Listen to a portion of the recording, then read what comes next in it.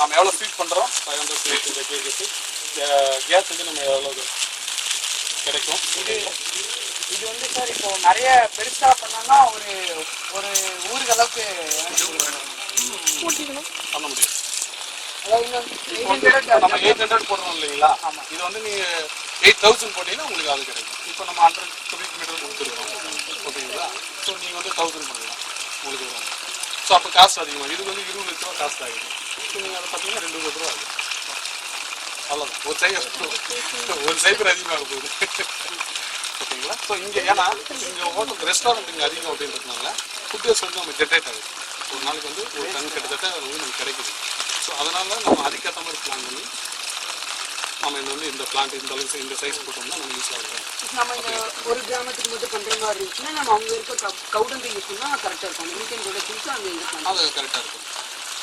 இது வைக்க பிளான்ட் இருக்குடா.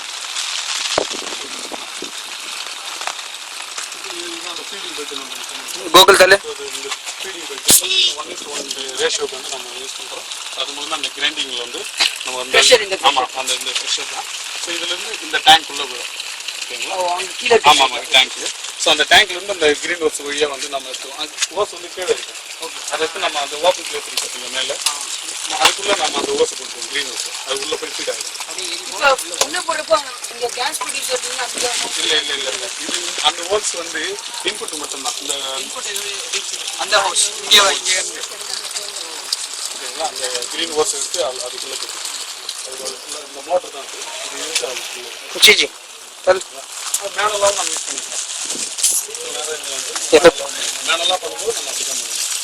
ஓ இது வந்து இந்த ஹோஸ் வந்து ஸ்ட்ரைட்டாக இன்லெட் அடியில் மட்டும் கொடுத்துருவாங்க. நடுவில் இருக்க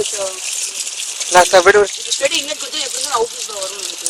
ஆமாம் சார். இப்போ வாலில் வந்து நாட் ரீஃபண்டபிள் வால்னு ஒன்று ஆமாம் ஓகேங்களா? இன்புட் மட்டும்தான் வரும், அவுட்புட் வர வெளியே வரும்.